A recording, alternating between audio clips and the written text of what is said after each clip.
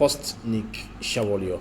Tonight we engage one of Zambia's most consistent economic voices, an economist, politician and policy analyst who has long spoken about structural reforms, fiscal discipline and accountable governance. 56-year-old University of Zambia trained economist Ivy Ambulo Hamundudu is my guest on the Oxygen of Democracy tonight. He's former Wengwa member of parliament under the UPND ticket.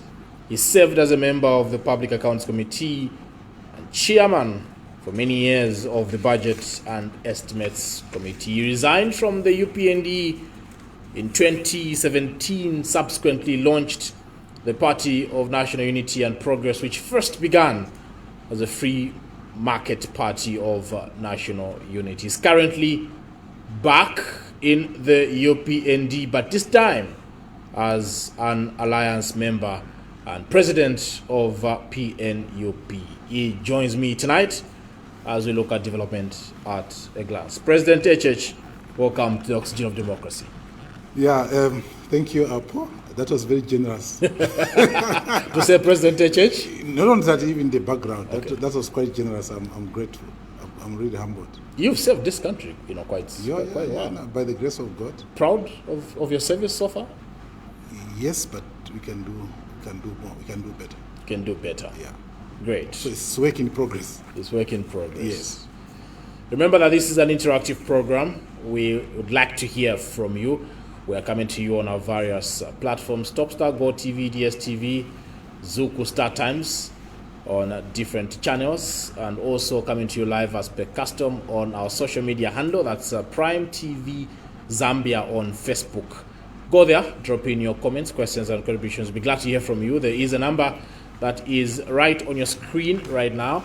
At some point, we should be able to open the phone lines and also allow you to be part and parcel of this conversation. How is PNUP? Let's begin from home. PNUP had made a bit of noise, especially 2021. HH, Ivy Amdudu. Yeah.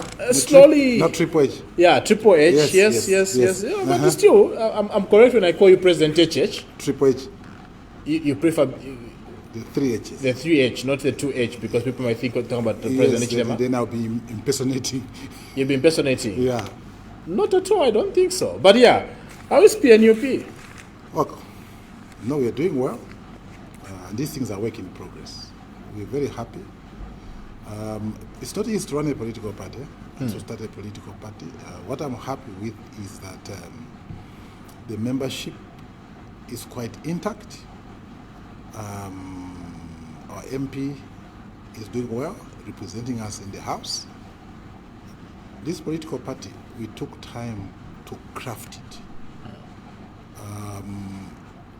If you read our manifesto as PNUP, it's highly informed and evidence-based. We have one of the best manifestos. Maybe because we are a smaller party, people have not taken time to listen to our manifesto. So we've done so. We've done something worthwhile. Very good constitution, very good manifesto, very good image. Very good image. And I think a very good president. Yeah, and we make comments in season. We are researched. By our own culture in the party, we are not allowed to talk anyhow. Talk when you are informed, because it speaks to the brand. So this might be a small party, but it's carefully branded, deliberately branded, and even the decisions we have made might not be perfect, but very good enough. Yeah. Mobilization, you're mobilizing yourself yes, quite well? For now we are in the UPND Alliance, so the mode of mobilization changes. In this alliance, the UPND Alliance, we have an anchor party, which is the UPND. And therefore the mode of operation changes. And so we are supporting the re-election of the UPND Alliance presidency and government in this coming election. So the provincial teams are intact. literally in all the provinces. And after this rain season, we should be moving around even before the elections to just see how our branches are doing physically and rally them to this agenda of the UPND alliance. And we agreed, we are ready to make a contribution to the re-election of the UPND in August. Is that the reason why you are not as vocal as you used to be, because you are in an alliance with the UPND, or maybe, like others have put it, maybe because you are eating with the UPND and it is bad manners to talk when you're eating? Oh my goodness, oh my goodness, oh my goodness. Not at all. First of all, those who have followed my little political history, I don't make noise anyhow. I was a member of parliament for 10 years. I only speak when it's necessary and factually. So I in my very nature, in my politics, I don't make noise. I don't make noise anyhow. It's my nature, and I'm happy with that. That's my brand, and I think that is permeating in the party. So that is the identity of the party. So we don't just not just vocal for any. You used to be quite vocal. No, on issues. Yeah. Just like I would do in this program. Yeah. Yeah. I'll speak strongly on issues that I strongly believe in. Now, because there's also a thin line between being vocal with hot air and being vocal with real issues. I have been a follower of Zambian politics very seriously from 1980 as a primary school student. So I have known the Zambian politics. I know the history of our politics. And I know when people are making empty noise and when people are speaking real issues. And I think I lean more on the real issues that have evidence. Like I will unpack, if you allow me, later in the interview, why we are branded and why we have that standpoint in our politics. We don't need to make too much noise. Also, we must be learning. If you are ever talking, you will never learn. So we continue to learn. Even myself, there are things I'm learning even now. And it's continuous learning. You'll be shocked, Paul, that a few years ago, if I became a president, for example, 10 years ago, I was going to be a disaster. If you became president of Zambia 10 years ago, you are going to be a disaster. Yes, there are some things I never understood properly. Now, where I am, I'm ready. Okay? I'm not running for this election. But if I became a president, I'll be a very good president. I understand the issues fairly well. The policies, the governance structure, and what are the underlying problems in our country, and the probable solutions, and test it. Going into the future, I mean, as a political party, we'll see what happens after 2026. Of course, these particular elections, it's not about eating. No, there's no eating. There's no eating. It's on principle. Remember when we endorsed UPND and the re-election of President Hakainde Hichilema as the leader of UPND for this coming election? It was in 2024. And that time, things were not as good. We had load shedding. Things were looking very bad. But from my training, I understood the policy package of the UPND and that these are the right policies, and sooner than later, the results will show. And that time, you remember when I endorsed, we endorsed the UPND. Yeah. All people talked. Yeah. I remember. Yes. That was a Sunday. Yes. It was in Mansa. Yeah. By the time we did that, I think around 11 hours. By 12 hours, by 13 hours, the news was buzzing. By Monday, I was the most trending. I was called by Voice of Africa in Washington. Why are you trending? You know, someone called me, I cut the phone. I thought it was a prank. Because I've never spoken to Voice of Africa. I said, no, this is Voice of Africa on the second call. And so the interview is there on the internet. Why are you trending? We are monitoring the algorithms. On that Monday and Tuesday, I was the most trending Zambian. The most trending Zambian. And the most trending Zambian politician. Because of the decision I made Unpopular decision, as others called it. No. It shocked the country. But of course, it means that there's a little value around me. You can't trend if you have no value. Maybe. But coming to that, let me just explain, because Yes. you challenged me to say, why have you made that decision? Is it for personal benefits? No, it's based on principle. And it's because also, even as you respond, 2017, President Amdudu, you resigned from the UPND. Yes.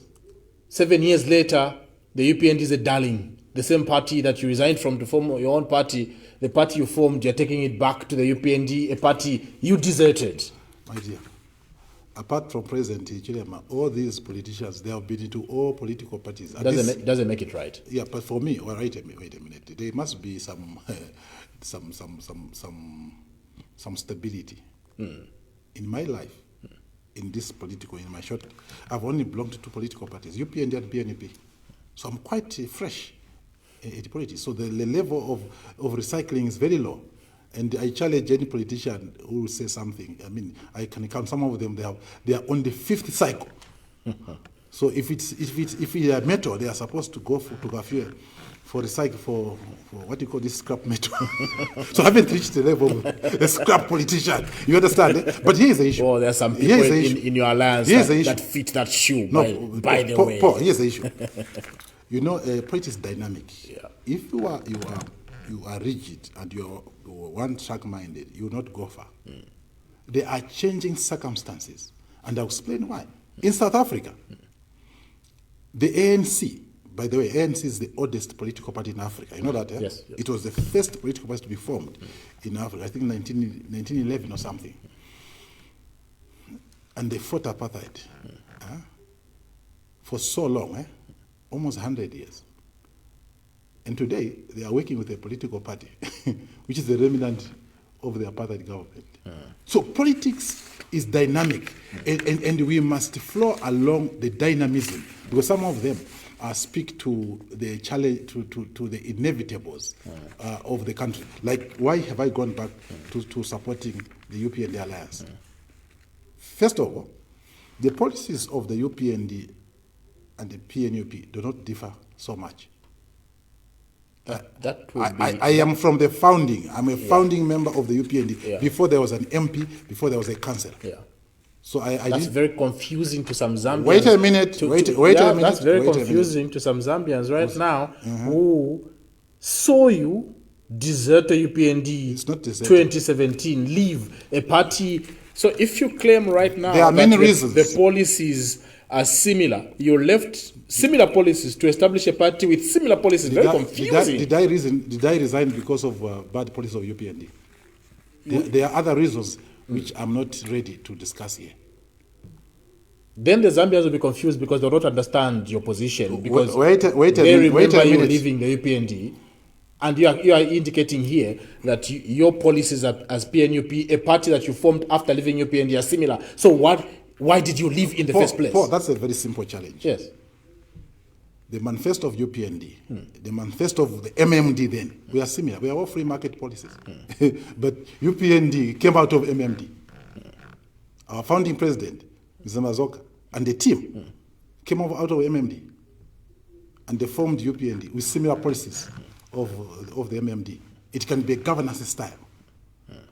And in Zambia, by the way, Paul, the few political parties that have very strong manifestos, so you can say UPND, you can say the former MMD. That's strong manifesto. Yes, in terms of a manifesto you can place, like for example, the economic policy. You can literally read to say these ones, they are center left or they are center right. Most of the political parties in Zambia are free market political parties. Except Socialist Party. So all these political parties, I don't know how many they are. I can't even count them. They have similar manifestos. So you cannot judge me. You cannot judge me harshly, because the political parties that came out of other political parties did not establish. Your leaving must make sense to the Zambians. No, your departure from UPND must make sense. That should not be the main topic. No. What is important now? I understand. What is important now? Yes. What is important now is that the country now is calling us to do something. The UPND's policies are beginning to bear fruits, and therefore it makes sense to come to the party and be part of the solution. I want to understand something before we get there. We'll get there. Yeah. We'll get there. Before we get there, I want to understand something for the benefit of my viewers tonight. You are back with the UPND as an alliance? Yes, I qualified it in my introduction. You are back? 100%. Yes, in the alliance. Yeah. To the anchor party, the UPND, which you left. Help me understand, help my viewers understand why you are back to a political party you left. First of all, it is not strange. Who hasn't done it? Who hasn't done that? So that question is not even fundamental. Very fundamental. Not at all. Not at all. Not at all. First of all, there are options. For example, in for this particular election, and we talk across political parties. So there's an option to work with the opposition alliance, another option to work with the UPND alliance. And talking to these two sides, the UPND alliance for this election made more sense. So we followed the sensible side. And I can say it over and over. For this election, the UPND alliance is the most viable, the most credible, the most sensible alliance. Because it's not about Hamdou. Who is Hamdou or any other politician? It's about the country.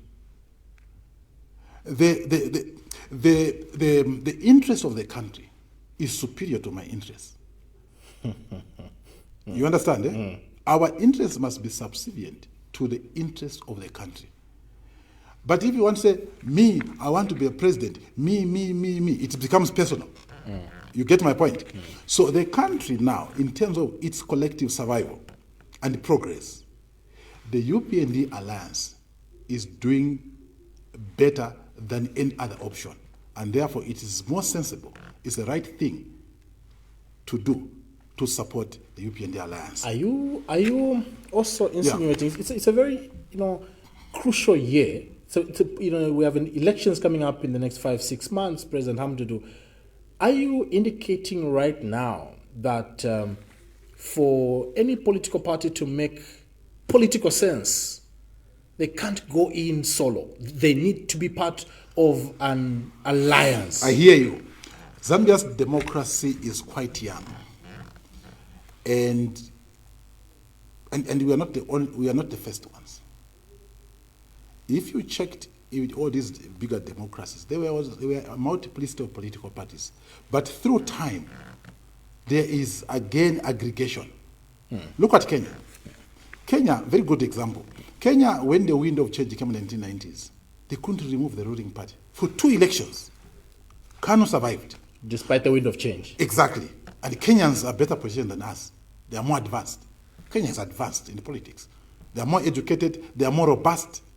That's a fact. So, 2 elections, KANU, which is the ruling party like the way UNIP was, could not be beaten because they were divided. And they learned the art of working together until they made the Rainbow Coalition. That is when people came together from their little political and formed that coalition. That's when they defeated KANU. And from there on, Kenya has been running elections through alliances. Azimio, Kwanza, you know what I'm saying? In the last, I think, 4 elections, 3 or 4 elections, it has been alliance against an alliance. So we are not the first ones. So even Zambia, going into the future, I see a situation where it will be alliance against alliance, because the multiplicity of candidates has not been helpful.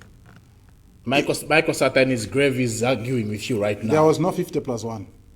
If in 2011, if there was a 50 plus 1, and that's one of the things, with the majoritarian clause of 50 plus 1, it makes sense that political parties approach elections through alliances.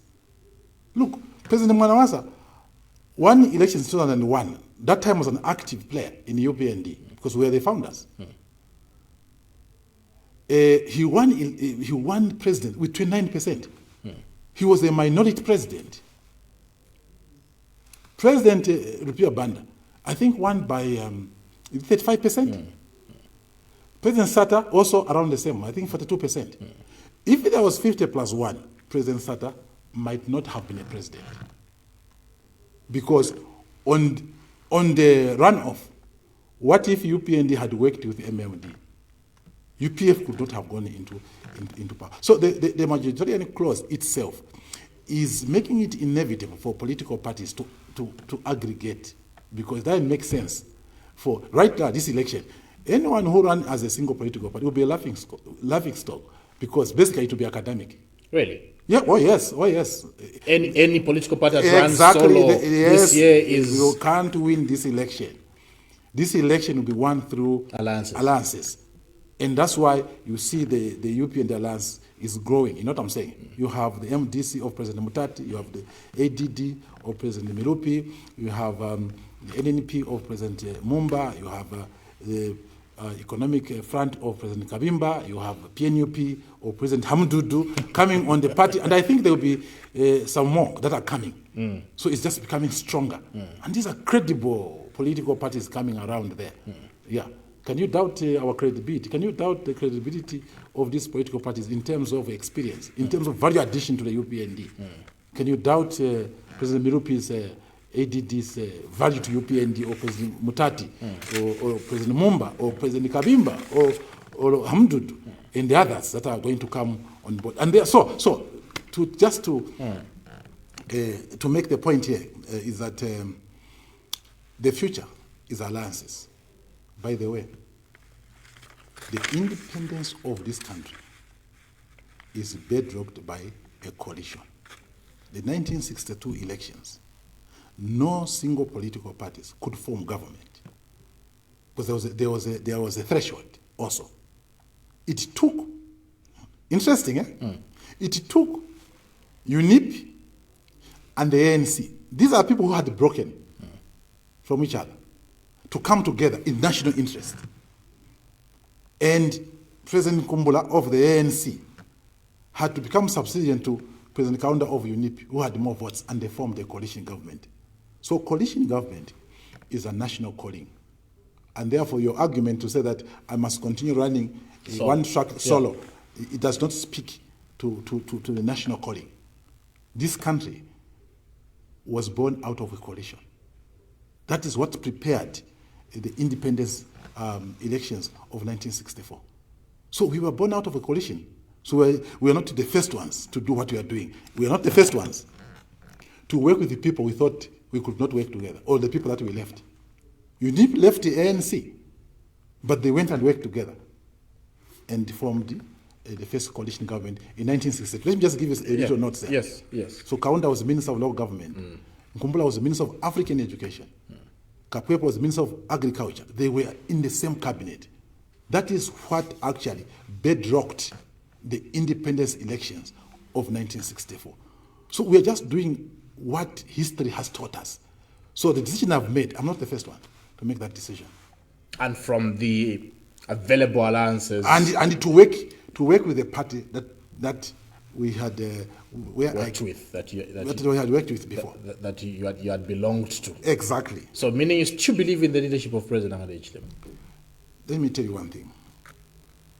You can check in the media. You can check nowadays. Whatever you say is kept, isn't it? It's not like those days where you have to look for a newspaper under somewhere.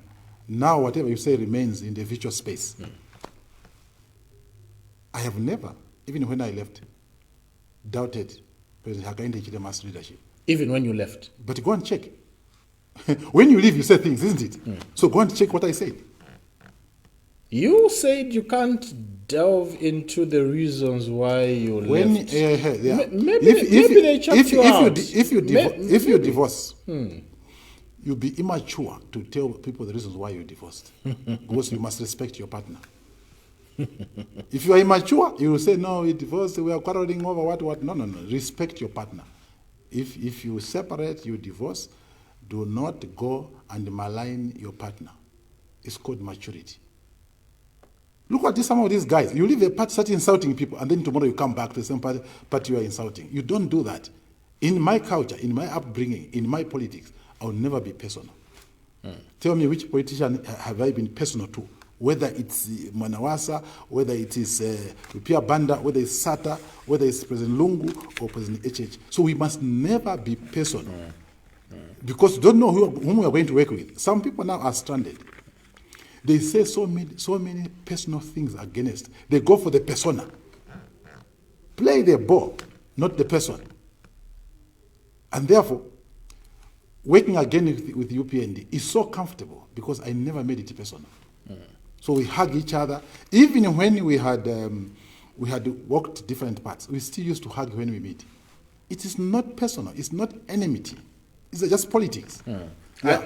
I want to get to a few economic matters, but since we're already here, let me exhaust my thoughts on this and just to get your opinion on these matters to do with the opposition and alliances. I'm glad that you've touched on the issue of alliances.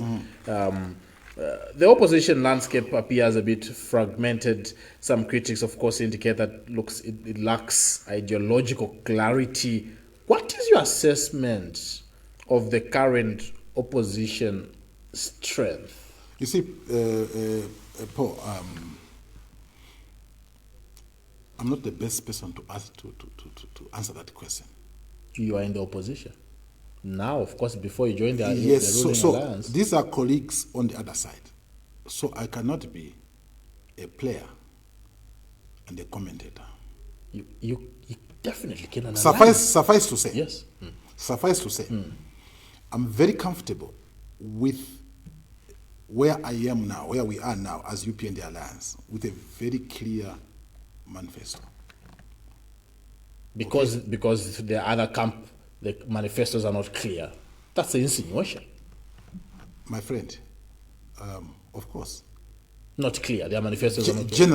Generally. And people are asking now, don't just ask for change for the sake of change. How will you address the socio-economic challenges of our country differently from UPND? What is your blueprint on agriculture? What is your blueprint on energy? What is your blueprint on mining, on manufacturing? And this is the argument, by the way, Paul, going into this election, the arguments must be around the issues.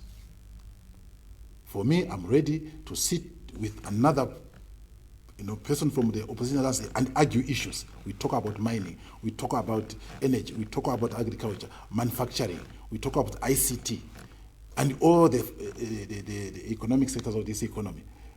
And then Zambians judge. We seek political office to make the country better. In the world, some people have won out of hot air. And people followed. Mob psychology.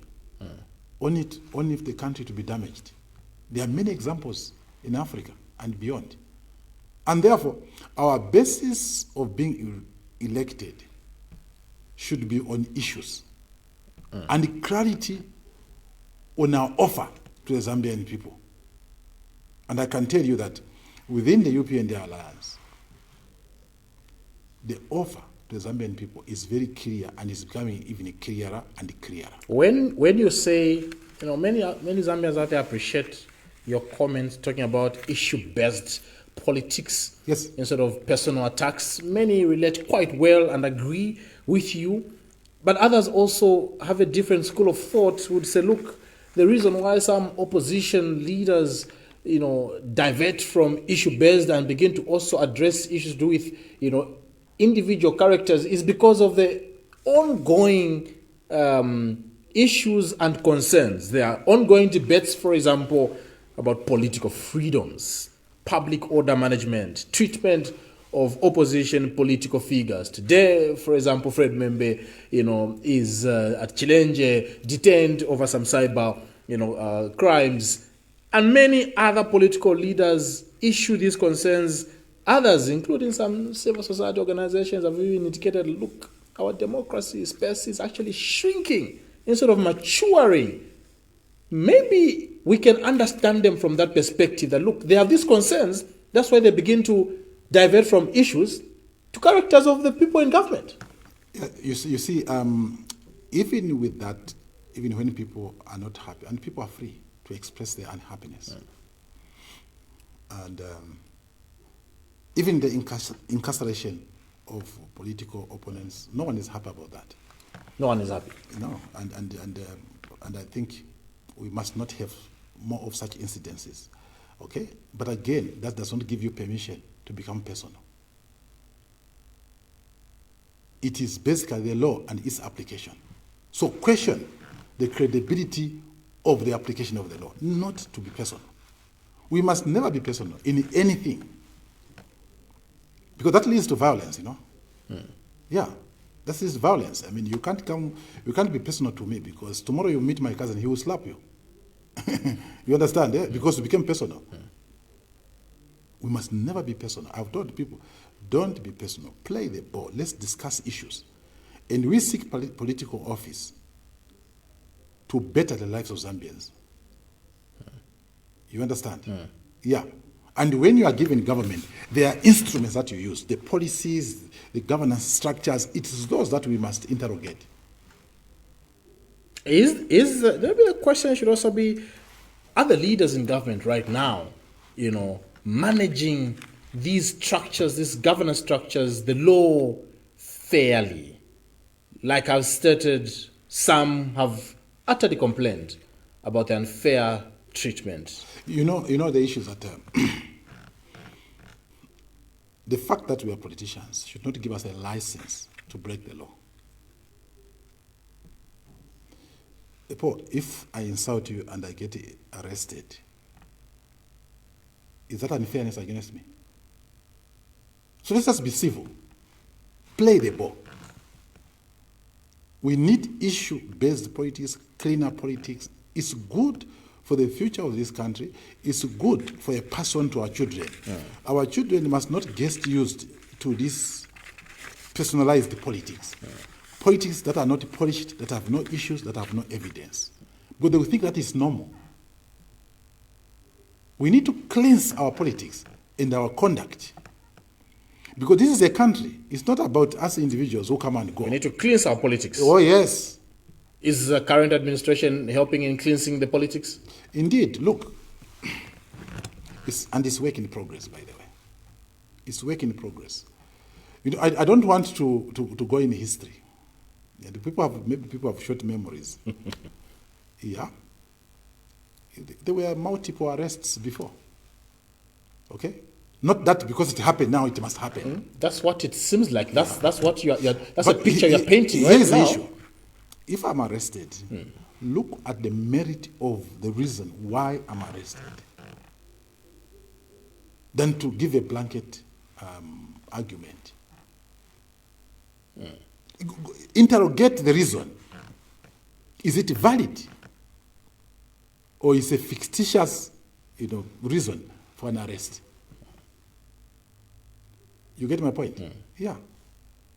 If I'm driving here and I cause a traffic, accident, or I break the law, and the traffic rule, and then they arrest me, and then you cry politician. So you want to mess up the roads because you're a politician. So those politicians that have faced the wrath of the law should not cry, persecution. All of us, including myself, should not. Yeah, we must be. They shouldn't. We must be law-abiding citizens. They shouldn't cry that they're being persecuted. Look, I'm not talking about persecution here. I'm only. That's one of the concerns. Wait, and no. I'm aware you're very much aware. But wait a minute. Yes. Be specific. Go case by case.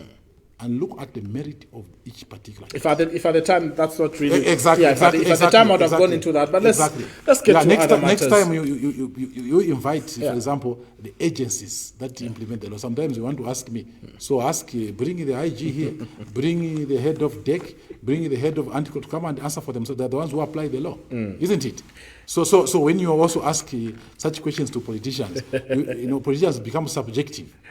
You get my point? Yes. So if for example, Amdu is arrested, and you think that it's not fair, bring the IG here, and you'll explain the reasons. He will quote the law. He will quote the offense. He will quote the offense, isn't it? Yeah. So let the people that are more qualified to speak about those things be brought to explain. Otherwise, politicians might not be the most qualified people. You speak with a political lens. Usually you're not objective. That's what people indicate. But let's move to other matters. President Hamdou. I guess you're just joining us.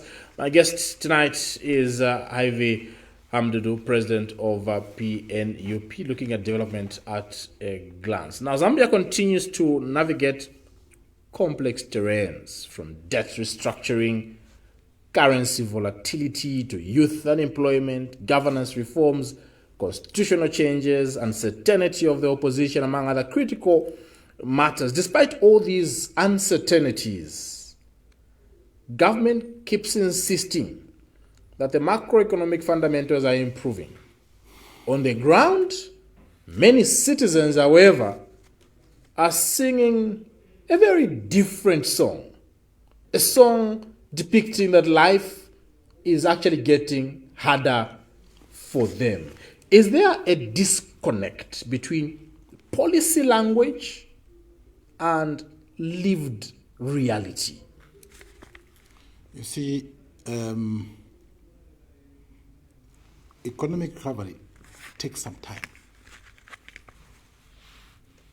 If I have TB here and I'm on 6 months treatment, you shouldn't expect to see me strong in 2 months.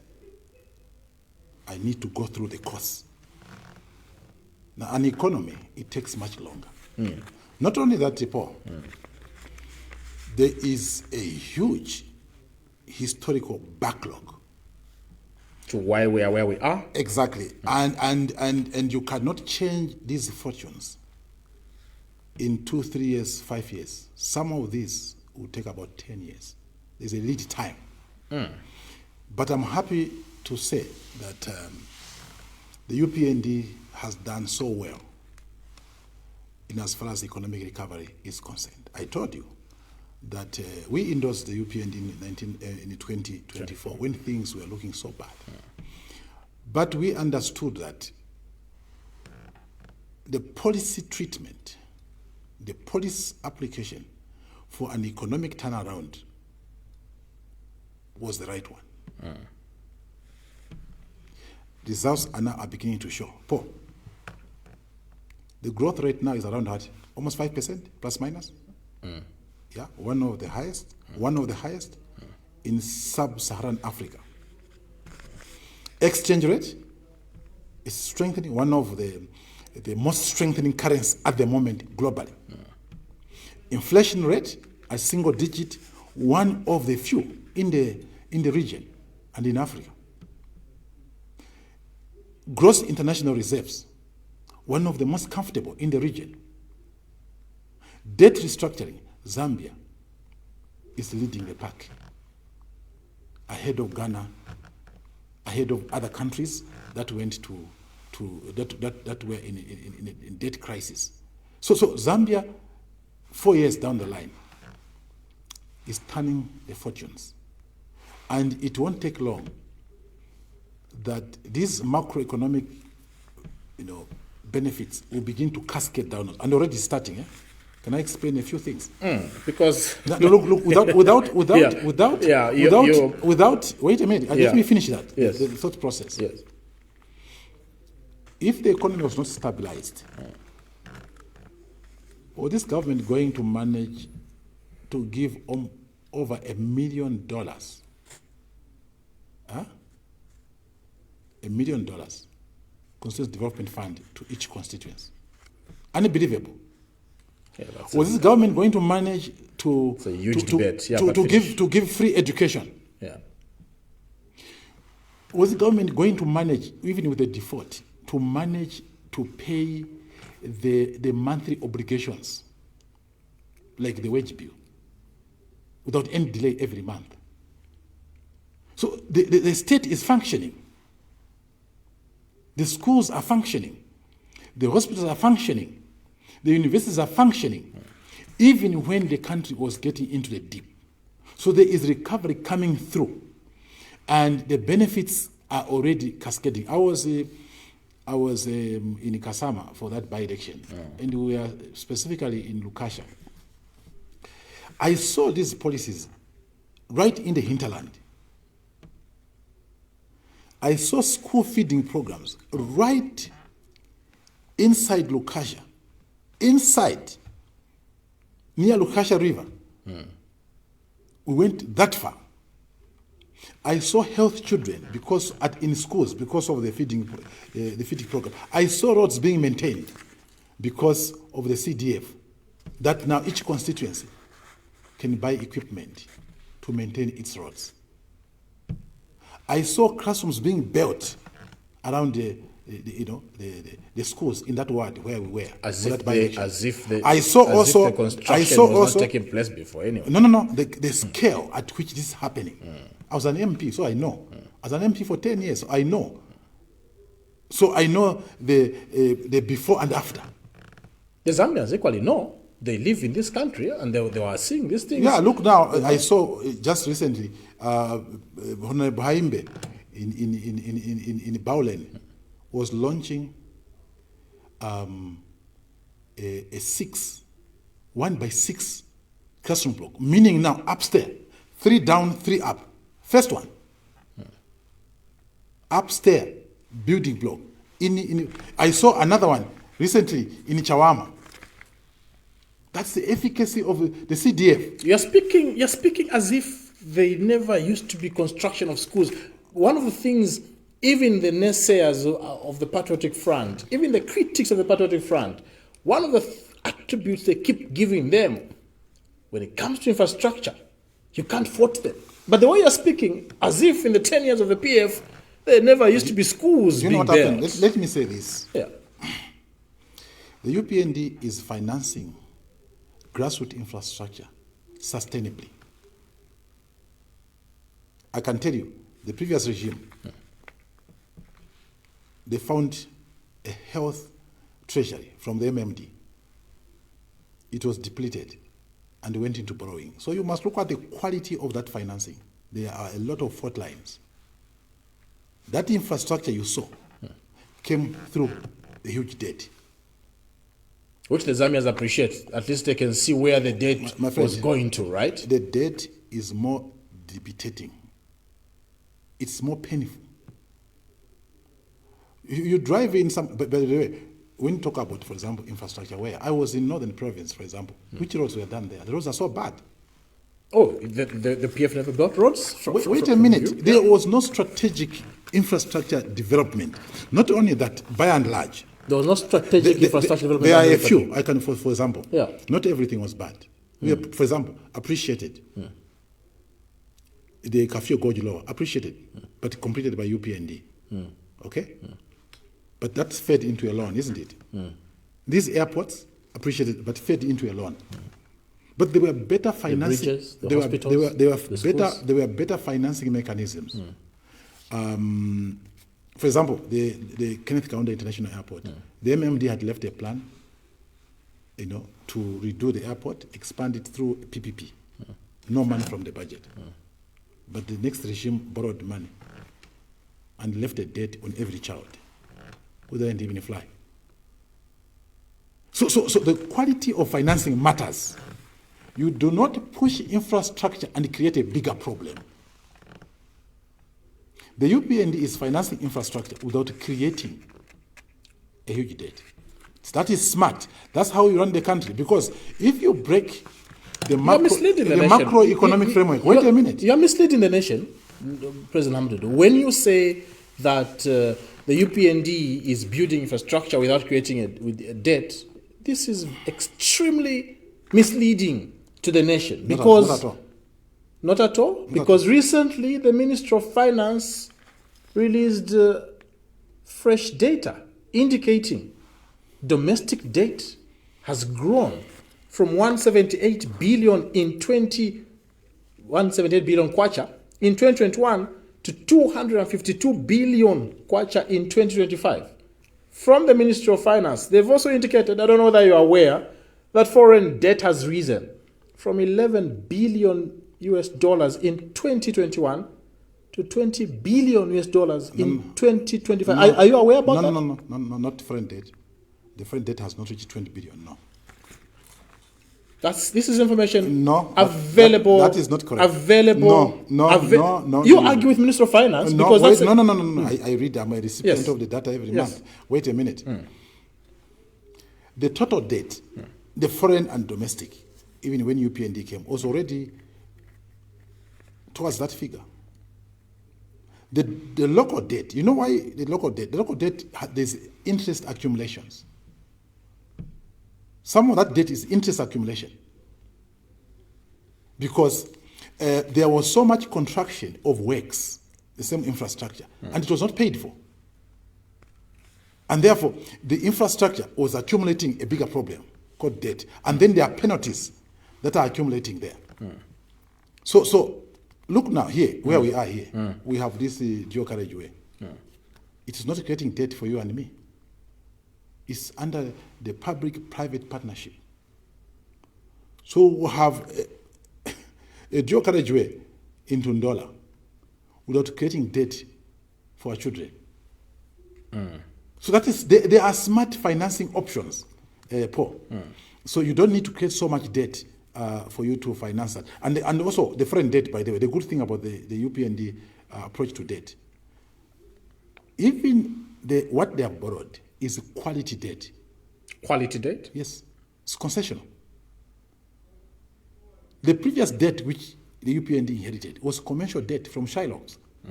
That's very expensive. The Euro bonds and so on and so on. Even in debt restructuring, what has made this debt restructuring take long? It's the commercial debt. So the UPND is applying smart borrowing because any government borrows, but you must borrow smart. Minimum, but smart. So the quality of debt matters. These are concessional loans with very minimal interest rates.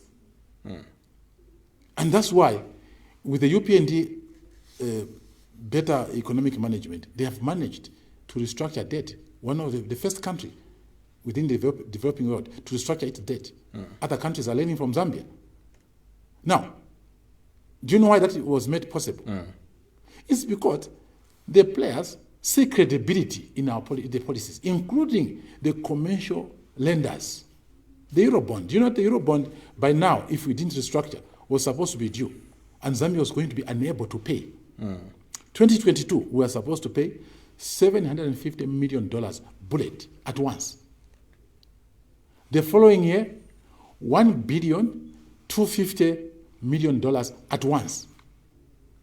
After 2 years, another $750 million. $3 billion was supposed to be paid in a space of 3 years. And Zambia did not have that capacity to pay. This government has managed to restructure. Do you know that if that didn't happen, our kwacha was going to crash? This country was going to be a banana republic. Already we had defaulted.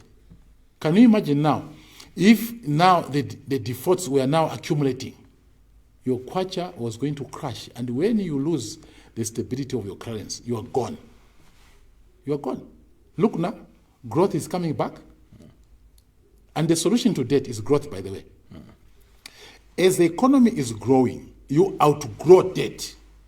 The best way to pay debt is to grow the means to pay.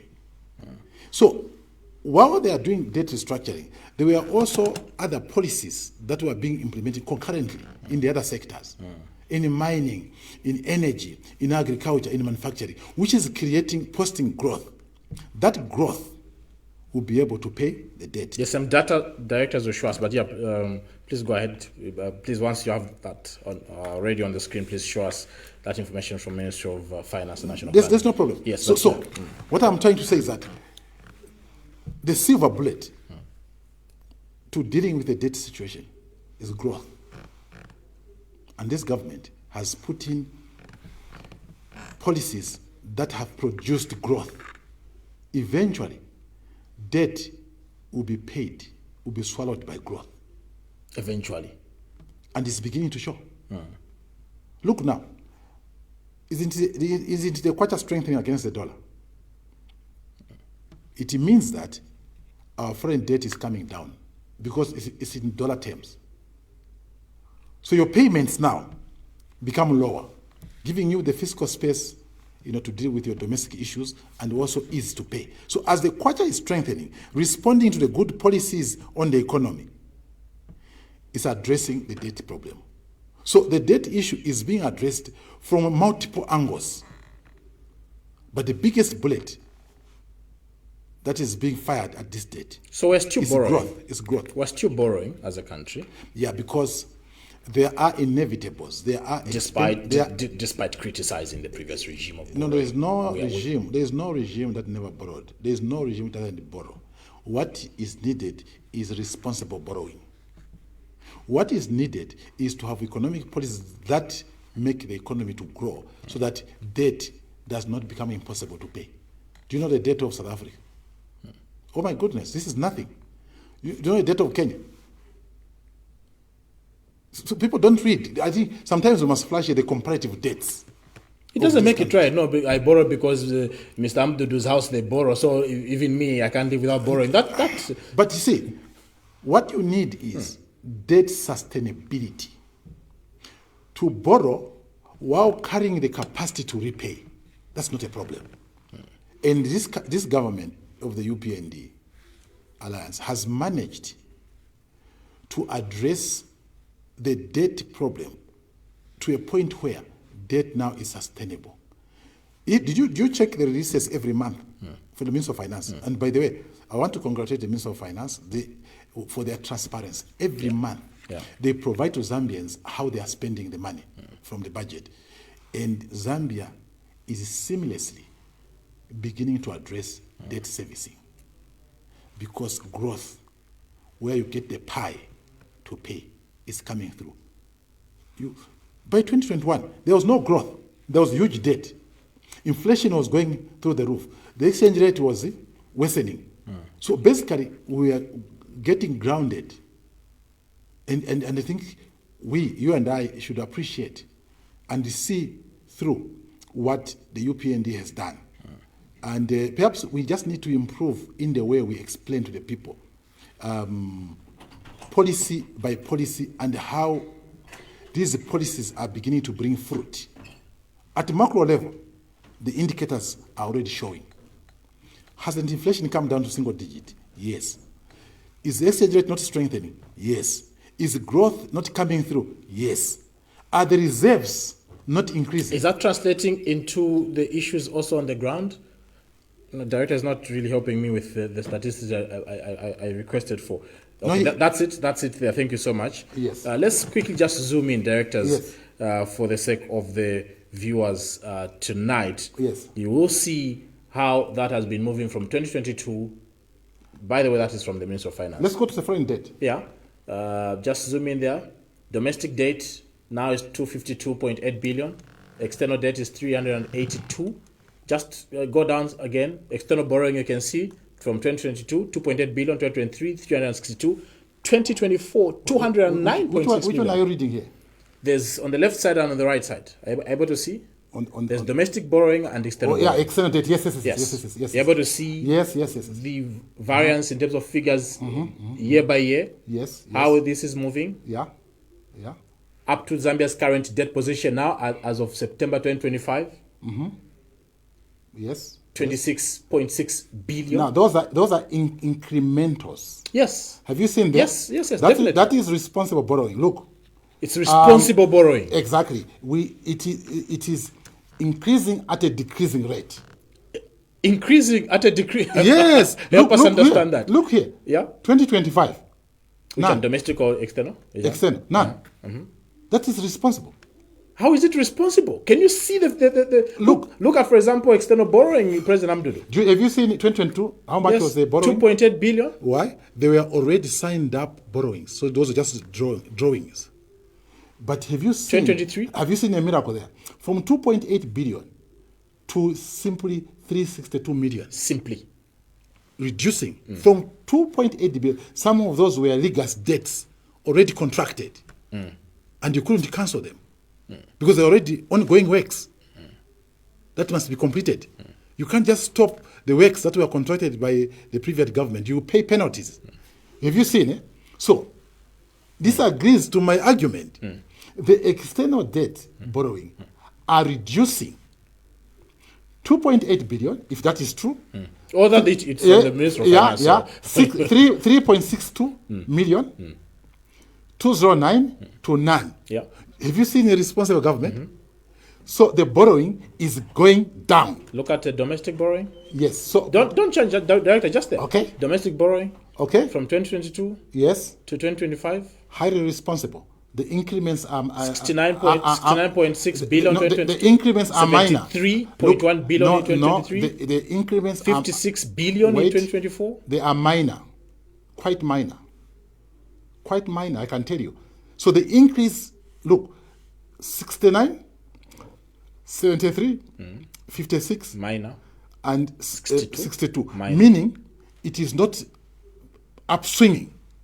It's basically leveled. So we're borrowing Exactly. every year. Exactly. So if you plot a graph, it's basically leveling. That is responsible. I mean, we are trained in that. That is leveling. So when you look at the developments in domestic borrowing, looking at where we are coming from, by the way, that is quite responsible. If you understand what was found at the Ministry of Finance in terms of the debts, okay, and that you could not manage to finance your budget from the taxes because of the numerous obligations that were supposed to be completed. But what is very interesting, and I must congratulate the Minister of Finance, external borrowing, that is responsible. Meaning, we are getting out of borrowing. It's showing. So that graph is coming down. If you draw that graph here, is it going up or down? No, repeat it. No, I'm not the one No. I'm not the one answering the question. Paul. No, this one. Do you know how to plot a graph? Yes. So if you plot a graph here, is it going up or down? You tell us. You're the economist. Yes, it's going down. You see, because I've caught you. No, really. Yeah, now, 2.8 billion, then it drops down to 362. It drops down to 209, to none. Excellent. So, this picture here gives hope that Zambia is now borrowing responsibly. And then the quality of debt, by the way, those numbers there, that's concessional debt. Some of it 1% interest, some 0 point something interest. So this is not a heavy debt, and rolled over a longer time, giving the Ministry of Finance the fiscal space to finance education, to finance health, to do infrastructure, to pay salaries, to do CDF, to provide free education. What should we do as a country to avoid falling back into unsustainable borrowing? What should we do? First of all, going into the future, grow the economy, borrow responsibly. And this is happening. No, what should we do to ensure that we are borrowing responsibly, to ensure that we are, even when we're borrowing, it's sustainable? You know, what are practical terms, practical solutions that the government should be able to employ? The practical solutions is what you have seen there. That the borrowings, like on the external borrowing, is reducing. Then the economy is growing. The exchange rate is strengthening. Do you know what happens when the exchange rate strengthens? The import of that is that when your currency becomes stronger, your external debt is reducing because it's in dollar terms. Because we pay money from the kwacha. So you can see now the multiplicity of solutions to dealing with debt. Responsible borrowing, concessional, and at a reducing rate, growth, strong exchange rate, making the debt come down, the external one. If we continue on this path, we become consistent. How long? Beyond 2026 into 2031, Zambia is coming out of debt. And by the way, independent economic forecasters or analysts, independent, have said that with the current economic policy applications in Zambia that the UPND is applying, Zambia will be one of the fastest growing economies in sub-Saharan Africa. Which independent assessors are those? No, reputable. Reputable. Beyond if you, because you doubt me. No, I'm not saying I doubt you. Yeah. So independent. Look at, for example, now, there's evidence, by the way. Have you seen what has happened in the mining sector? The growth that is coming through. For the first time, Zambia... Maybe let's also explain it from an economic point of view, why these figures, in your view, are a positive, story to the Zambians, and yet the Zambians don't feel the impact on the ground. And also, how long should they wait to also to feel the weight of this? Paul, you can't gain weight in 1 week. Well, it's been 5 years. Yes, so you have to look at... It's been 5 years, yes, President Amdudu. Yes, but the economy is not a human body which can grow, which can fatten in 3 months. But that is what the UPND promised, that in this term they are going to fix the economy. Are we departing from those promises? Fixing the economy is work in progress. It takes time. They have the tenure. What is correct and what you must support, yes, and what is credible, is that they are taking us in the right path, and it's beginning to show. So we are on a growth path, we are on a recovery path, and that's why you've seen. By the way, let's look at the external. You said the external people. Zambia is the first country that went for the IMF facility, financing, that has successfully graduated. Successfully graduated in record time. Let me take you a little bit, because we must also understand the history of our economy. Historicity is very important because it gives you context. In 1991, we were back to the situation of 2021.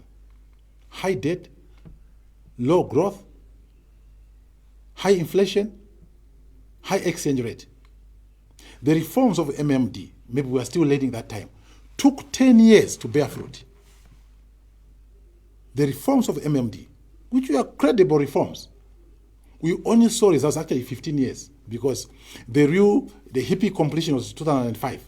So from 1991 to 2005, 15 years, the UPND have done a miracle. In this economic timeline, the UPND comparatively have done a miracle. I would like to understand... The recovery has happened in 4 years. I would like to understand, this from an economic point of view. I'm not an economist. You are. Yeah. The viewers need to understand, the Zambians out there need to understand this. When politicians are campaigning, one of the things they emphasize, despite knowing too well that our current system is tenured, it's 5-year term. Afterwards, there's no guarantee that you will return.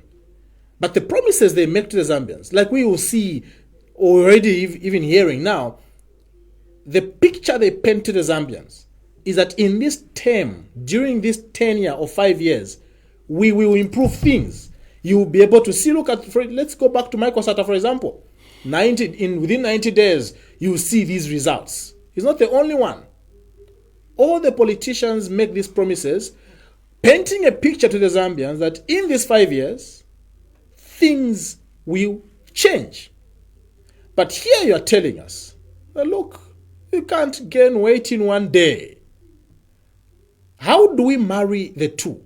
Because when the Zambians are hearing these campaigns, they are putting them into office with that mindset that in these 5 years, if into change. You know what's happening? An economy is a big thing, and it's a complex. What is important and what you must look out for is the path. If you are going to the copper belt and you didn't know the way, some people are telling you, use the Mungu Road, or go this way, or go to the Great East Road. Go to the north. And then this one who said, let's go to the north, has now led you up to Kabwe and you're on the right path, will you believe the one who's telling you to go to Mongu or to go to Chipata? So it's a process. It's work in progress. What is important here is that you can't reach a copper belt in 1 hour. Okay? It will take you 4 hours. What is important is that you are beginning to go to the right place. You are beginning. You are beginning. Yes, to go. and you are moving, and there is efficacy. There is evidence. There is now evidence, sir. So right now, do you know the impact of inflation? You are saying people are not feeling the impact. No, they are feeling. Fuel prices just came down last week, beginning of this month, isn't it? By 1 quarter, yes. Do you know why? The good policies, debt restructuring, the surge in the mining, increase in the exports, the surge in manufacturing, and so on and so forth, has brought in so much dollars. The kwacha strengthened it. Because the kwacha strengthened, fuel becomes cheaper. And eventually, if it continues, if it was not for this war that is happening, even the woman in Kalingalinga will feel it, because eventually it will speak to the low bus fares. How do we also bring in, we understand from the development point of view, the short-term goals, short-term projects, Yes. Medium-term, long-term. Why do we emphasize so much on the long-term? What of the short-term? Exactly. So, in economic planning or recovery, you have short-term, medium-term, and long-term. That is the path. That is a process, like a child. You start to crawl. You start to stand. You start to walk, isn't it? You must get worried if a child continues to crawl and crawl and crawl into 3 years, into 4 years, into 5 years. What has happened now, if you give that example, is that the UPND has managed to lift the economy from crawling to standing to beginning to walk. What is remaining now is we need to sprint. Is there evidence? We're walking now. Is there evidence? Inflation, inflation has come to a single digit. Do you know what it means? Do you know what it means, Shingoku? Which people don't know that we are all benefiting, including all the people in the compounds. Look at the mini prices. Inflation simply is that low inflation, that the prices have stopped increasing at a fast rate. You buy mini-meal. The price of mini-meal in the last 1 year has been stable. Actually, it came down a bit and very stable. So what people want is stable prices. That's what inflation now has done to everyone, including the people in the villages. That now the price of bread, the price of sugar, the price of mini-meal are not increasing at a fast rate. So the 100 kwacha you have will still buy the same things you bought 3 months ago. That's the benefit, isn't it? These are the benefits. Perhaps what we need to improve ourselves in the alliance is to basically improve unpacking these benefits. Maybe people don't understand that the prices are now stable. So if you are sending 500 kwacha to your mother in the village, she will still buy the same things she was buying in December. But if there was inflation, you will have to increase. But your salary is not increasing. That's the benefit of low inflation. The exchange rate. Now, you, the Tamangas, my brother, even yourself, Paul. Now, you can now buy your car from Japan. You can now afford because it is in dollar terms. So a teacher and a nurse who in the last few years was failing to buy order a .com car, which we all drive. We all drive .coms. That's what we can afford. They can now manage because the car has become cheaper. Because it's in dollar terms. Do you see now the benefits? That's accruing to a civil servant, to a worker, and everybody. So if the kwacha continues to strengthen, which is happening now, save for this war, the benefits spread across the country. The cars become affordable. The farming implements become affordable. And the other many things. Those who are tamangaling, who are going to Dubai, who are going to Tanzania, who are going to China to go and buy things for these business people. And there are many who do that, by the way. It is now easier. Those are the benefits cascading to the grassroots. It's not benefits like there will be money in your pocket. They don't happen anywhere. Because there are also this hot air to say, no, money will come in your pocket. How? Is that juju? Or Dr. Vongo, those you find in the streets who say that as they can strengthen the foreign the currency. This is not correct, Naga black. You understand? So there are a number of ways, yes, that you benefit. I need to wrap up, President Amtodo, and I was really hoping to get a few cause directors, if you can permit me just to get maybe 2 or 3 cause. I know that my time is already up. I'll be very glad if I'm permitted to just get even 3 cause. But even as we get, those 2 or 3 cause directors, please let's allow us to move in that direction. Let me also hear, the impact of this conflict we are seeing now, Iran and the US, Israel, and the impact that this has, especially on the economic front. Most unfortunate. Most unfortunate. We never planned for this, and this is where the genius of the UPND. If UPND did not apply this policy to stabilize the economy, and we have this adverse external factor, this economy was going to be hit badly. Now, the growing economy, a better exchange rate will mitigate the negative impact. For example, the fuel price has 2 main determinants: the international fuel price and the exchange rate. This one, international price, might spike, but it will be minimized by the strengthening kwacha. Have you seen now the efficacy, the credibility of the UPND policies? And we are graduating from debt restructuring. I can tell you, the countries that will be undertaking debt restructuring during this crisis, if it escalates, it will be very difficult, because basically the countries dry out of money, including the IMF. So we did things quicker. Before this crisis, we never saw. We have graduated from IMF. Before this crisis, we have diversified energy mix. We have invested heavily in solar, in thermal, and maintained our hydro. Now, electricity sources is standing on 3 legs than 1. Genius. And therefore, Zambia, in the next few years, will be a net exporter of electricity, on top of having enough electricity for ourselves. By the way, because of the strengthening kwacha, as we wrap up, strengthening kwacha against the dollar, Zambia now is able to import power. And also, by the way, Zambia also cleared substantially the debt they found in Mozambique, where they were buying power, enabling us to order power at a cheaper rate because of the strong kwacha, and having cleared the debt. So interesting things are happening, Paul, in the energy sector, in the mining sector. Interesting things are happening. Yes, in agriculture, I don't have time to get into others, but as we wrap up, directors has hinted to me that time doesn't allow us to pick cause. Which is good. Why? Because the conversation is nice. So apologies, of course, for not taking your cause, but let me, in wrapping up under a minute or 2, many people in the comment section actually praising you on Facebook on how well you are answering the questions. Majority of the comments, about praising you. Wow! I'm humbled. That you are speaking so well. I'm humbled.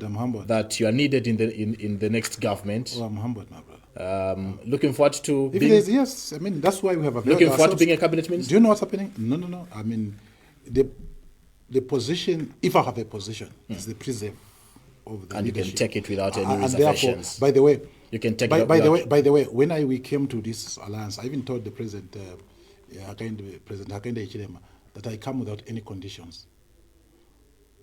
As a party, we've come to support you for re-election. Without any conditions. Job or no job.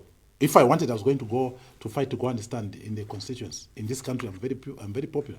There are a number of constituents that are going to put me. I am not vying for any constituent seat. I am just supporting the re-election of the UPND, because the country must win. So job or no job, but if the job comes, definitely you take it without reservations. Job or no job, we're supporting. If it comes, you take it. That's fine. That's fine. Take it without reservations. Let me tell you. I don't know why you... Can I tell you something about religious jobs? I was in Parliament, and I was a very good MP. I worked for the people. Today, people call me up to now. it is hard work. I don't know why people want to go to parliament again and again. That thing, if you want to work, you can't be insisting to be an MP forever, unless there are other reasons. It is very nice, Paul, to be out of a public job like I am. It's very nice. You know, I sleep. Let me tell you, when I go, I sleep like a baby. I wake up so refreshed, no stress. These jobs people are fighting for are stressful. When I go to my doctor now to check my vitals, they tell me that you are so healthy. Your health is like a 25-year-old young man. You understand? Eh? Because there's no stress. So if I'll get a government job and so on, is to save the country. It's very stressful. Yeah. So, but you take it to save the country. Of course. If they do, fine. But for me, what is important is for. But your presidential ambitions are still intact, or you've shelved them? Look, 2026, I'm not standing. You've shelved your presidential ambitions. Yes, and this is not the only election. There are elections in 2031. There are elections in 2036. 2026, you've shelved your presidential ambitions. I mean, this is done and dusted. You've shelved your presidential This one, forget about it. But you've not shelved entirely. But look, in Zambia now, if you pick politicians you think can be presidents and you put the names here, I think my name will be there. So potentially, I'm a potential president. So if Zambians in the future so wish, they may give me. But that's not important. What is important is for the country to win. Okay? Yeah. And I have no personal ambition to become a president above the country winning. So let the country win. If I become a president in the future, we thank God. If I don't become, I'll still thank God. And if we work together under colleagues and be part of the team that will make the country better, then we will die happy people that we left the country better than we found it. President Amdudu, I want to appreciate you sincerely for making it on Oxygen of Democracy tonight. You should take time after this to just go and read the comments. Some are even calling you Big Machine. I'm humbled, my brother. Then tomorrow I'll do 90 kilometers. You know, I run in the morning. Eh? Okay. So you guys, you have really excited me. You have given me power. Tomorrow I'll do 90 kilometers in the hills. As a big machine. Yeah, let me try to be a big machine in all spheres. But let me tell you, yes, we thank you, Zambians. This is a very nice country. Let's love each other. Let's be available to make our country better than our personal interests. And that is our stand position.